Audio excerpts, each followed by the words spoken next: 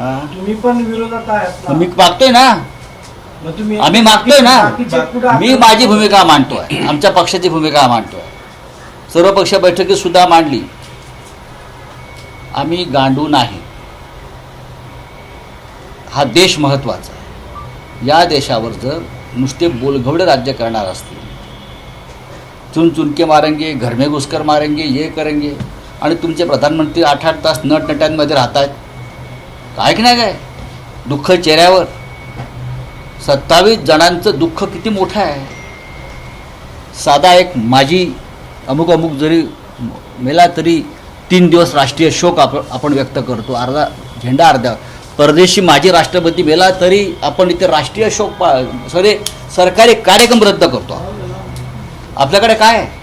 दुसऱ्या दिवसापासून प्रधानमंत्री प्रचार दौऱ्यामध्ये, तिसऱ्या दिवशी मुंबईतल्या बॉलिवूडच्या कार्यक्रमात नटट्यांबरोबर, नंतर गौतम अडाणीबरोबर चौथ्या दिवशी, 5व्या दिवशी पवन कल्याणबरोबर हास्यविनोदामध्ये अडकलेले आहे. काय दुखवटा, राष्ट्रीय शोक. सामान्य माणसाच्या जीवाला काय किंमत आहे की नाही? ते सुद्धा अशा प्रकारे हत्याकांड झाल्यावर तुमच्या चेहऱ्यावर दुःखाची एक तरी लकीर दिसू द्या. कोणाच्याही दिसत नाही आहे. ज्या पद्धतीनं पुलवामात हत्याकांड झाल्यावर भाजपच्या चेहऱ्यावर मला दुःख दिसलं नाही, मोदींच्या चेहऱ्यावर मला दुःख दिसलं नाही, त्याच पद्धतीचं माझं म्हणणं आहे की 27 जणांच्या हत्याकांडानंतर भाजपच्या किंवा त्यांच्या प्रमुख लोकांच्या चेहऱ्यावर मला दुःखाचा, चिंतेचा लवलेश दिसला नाही. या देशाचं दुर्दैव. जम्मू काश्मीर जागोजागी सोल्जर तैनात असतात, मात्र या ठिकाणी एवढे मोठ्या संख्येने लोक होते तिथे बघा, त्याचं उत्तर कोणी देत नाही. तिथे नेमके सैनिक का नव्हते, सुरक्षा रक्षक का तैनात होत नव्हते, याचं उत्तर कोणी देत नाही. ती चूक आहे आणि ती चूक अमित शहानी मान्य केली. चूक आहे की ठरवून, कारण जसं पाठीमागं मी बोलतोय ना, मला बोलू द्या ना, त्यांचं पूर्ण होऊ द्या ना.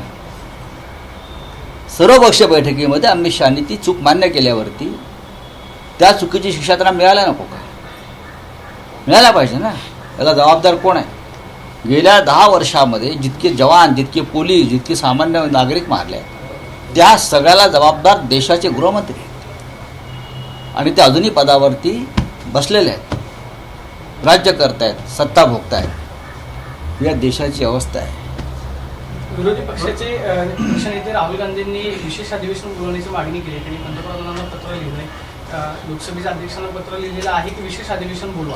विशेष अधिवेशन बोलवून तोडगा निघेल असं तुम्हाला? सर्वपक्षीय बैठक सुरू होण्याआधी मी ही मागणी केली की तुम्ही सर्वपक्षीय बैठकीत तुम्हाला गरज आहे म्हणून आमचं ऐकाल, पण जेव्हा पार्लमेंटला आम्ही काश्मीरवरती चर्चा करण्याची मागणी करतो तेव्हा आम्हाला तुम्ही बोलू देत नाही. यासाठी तुम्ही आम्हाला आश्वासन द्या की संसदेच्या अधिवेशनामध्ये आम्हाला पूर्ण वेळ याच्यावर चर्चा करता येईल. राहुलजीने तीच मागणी केलेली आहे. मी तुम्हाला खात्रीनं सांगतो, उद्याच्या अधिवेशनामध्ये हे सरकार आम्हाला काश्मीरवर चर्चाच करू देणार नाही. विरोधी पक्ष काहीतरी एखादा वेगळा विषय काढून सदन बंद पाडतील. म्हणून या सरकारला त्यांच्या चुकांचं समर्थन